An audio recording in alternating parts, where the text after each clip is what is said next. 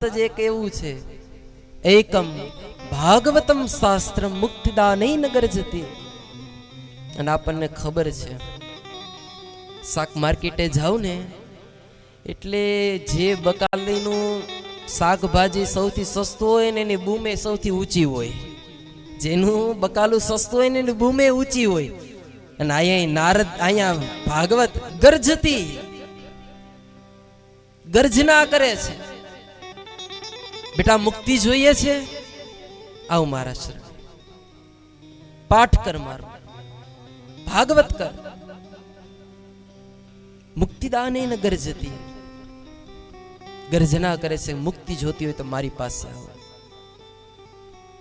અને નારદજી કદાચ મોટામાં મોટું કોઈ કપટી માણસ હોય, કદાચ ગમે એવું અસંગી માણસ હોય, કુટિલ માણસ હોય, કપટી હોય, પણ એની પાછળ આ કથા કરવામાં આવે તો એને મુક્તિ મળી જાય છે. નારદ એનું ઉદાહરણ છે મહાત્મ્યની કથાની અંદર.